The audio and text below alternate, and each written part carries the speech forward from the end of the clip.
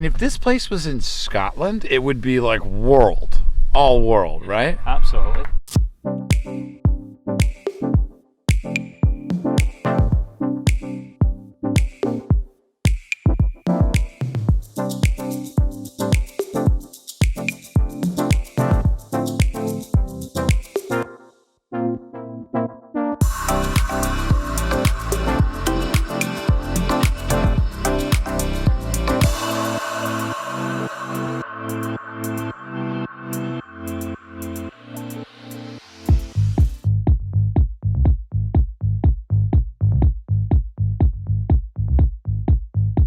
Talked about, stewards teeing off, the safest place that your heads of state, your, people,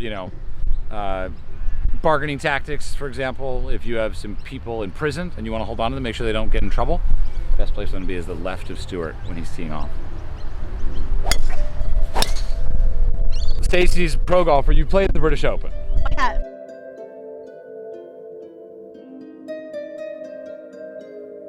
It's kind of like, it's pretty reserved for the good player, kind of, in some ways. Yeah, Sandbelt. I would probably back up those comments. But it definitely brings out the best in a golfer too. Right. You know, when you're playing on greens like this, right. wouldn't you say you hit a good putt, it's going to go in. Yeah, I felt that once in about 70 holes so far. Yeah, well, but you only have yourself to blame if you're missing a putt out here. True.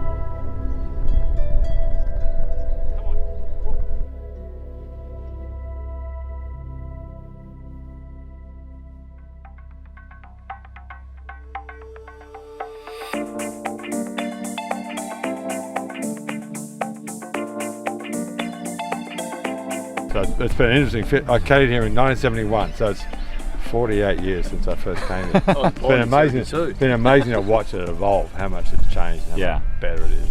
How do you think, it seems like there's a general kind of movement towards, one strap, carrying your bag, minimalist courses, walking only.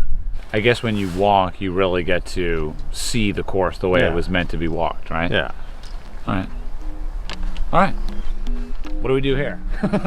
This looks like a hard hole. Hit it on the green. Hit it on the green.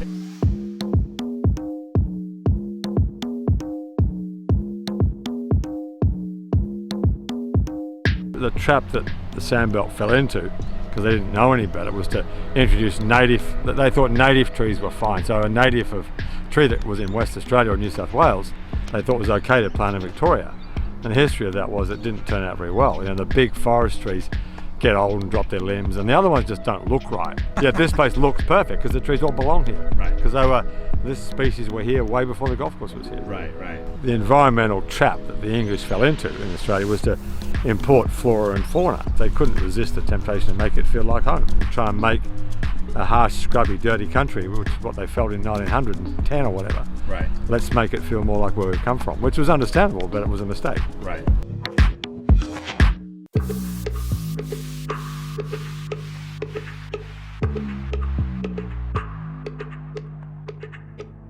Should we score ourselves on how much fun we can have? Yeah, that's a great idea. Each hole you get a 1 out of 5 in terms of fun at Metropolitan, which is not an easy course. This is the course where the greens are cut right into the bunkers. A lot of people see us as the best presenter golf club there is, sure. And so it's a big thing for us to make sure blowers are out and debris off the course. Yeah, I've seen a few of your videos; they're good. Oh, thanks, David. I appreciate it. Yeah, it's really good. I've got a few of my staff big fans. Oh, cool, man. Oh, I mean, it didn't draw as much as I wanted, but it was just bold. You called it. I took it up inside the trees and just pulled it out. Good shot, partner. See, that's the difference. I'm really happy when my partner does that, even though we're in direct competition. He plays on me going in bunkers all the I time. would much rather you play well than me play well. Oh, see, I'm just happy now. I'm just so happy. I'm filled with joy. No. So that just proves it. That just proves that you're happy that I failed. But I would be happy if you hit a good shot too. Yeah. Yeah, sprinkler head here says 181 meters. That's a cool logo on the sprinkler head. Where are we at in the match of having fun? Luckily the camera hasn't been rolling when I've been having a mental breakdown. I was 2 up Last time we saw you guys, I was in cloud 9. 2 up in cloud 9. Now I think I'm 1 down. Eric's just been cruising along. Here's where it comes down to who's having more fun on the hole. I've got a long putt for a 5. Stuart, on the other hand, is now gone bunker to bunker, which was the original name for the Erik Anders Lang show. I wanted to call it bunker to bunker. It was stolen. Stuart clearly lives a life of bunker to bunker, and that makes me happy. It's called Schadenfreude, folks, and it's basically being happy when other people have misfortune. So Stuart, Eric calls it bunker to bunker, I call it Tuesday. watch this. Oh, sorry, I thought you meant. There is not a mark in the green.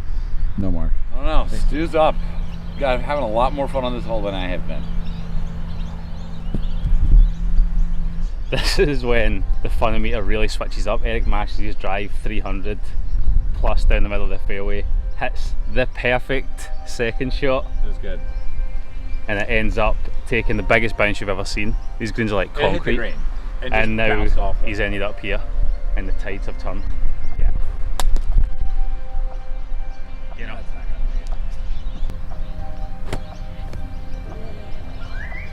I might need to check your citizenship because you might be from Abu Dhabi with all of the sand you've been digging in. You even found some oil down there. Is that why the sand's so black? Yeah, definitely spend more time in the sand than David Hasselhoff. Right, Yeah, we're all square. Okay. Coming up 18. All square, as it should be. I'm smiling, you smiling? I'm smiling. You better be smiling, boy. I'm smiling because I know that there's something inside that clubhouse for me. And it's probably some soup.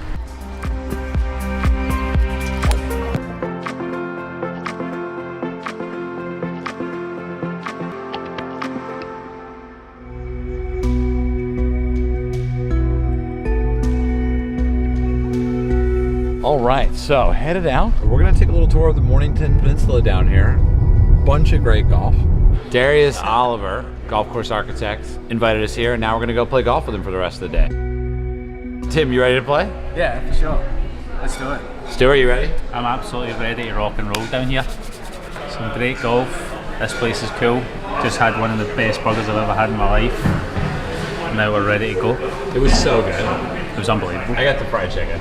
Me too. What ingredient was in the fried chicken? You know what I'm talking about? It tastes a little different. It's buttermilk, so buttermilk fried chicken. How about that buttermilk sesh?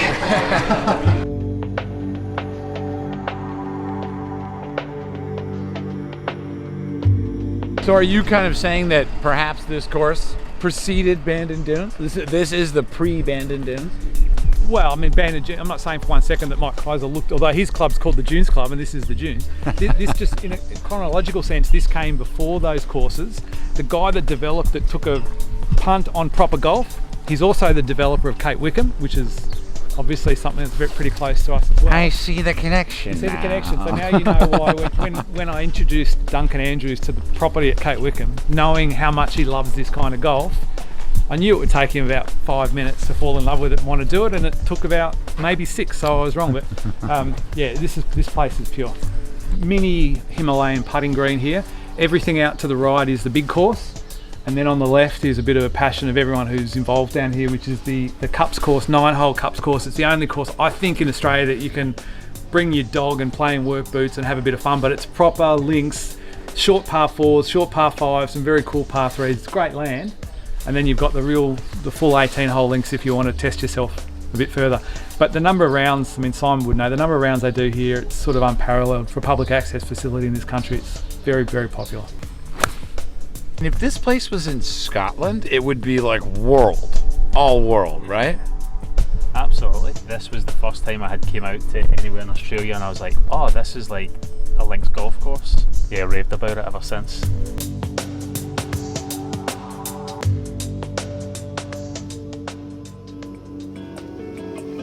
Walking up to St. Andrews Beach, this place is vibey.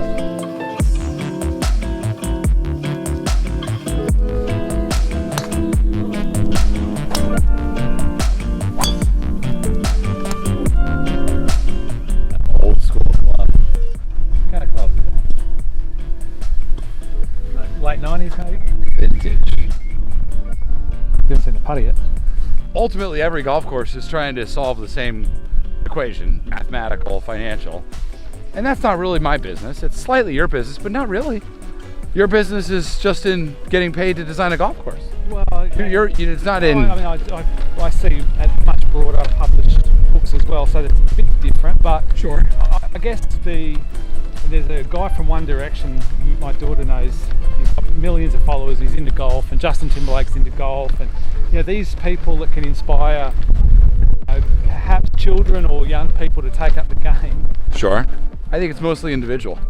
I think people go out, they start looking at the game differently, they have more fun, and all of a sudden that translates to more people doing that. Yep. It's almost like, we had a guy run for president a few years ago in America, and instead of, seeking hundreds of millions of dollars from some few people, he sought $1 from everybody.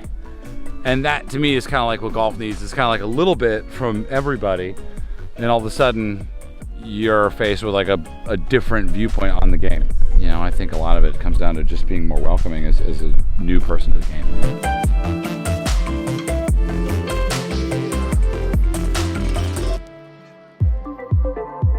So this is the National.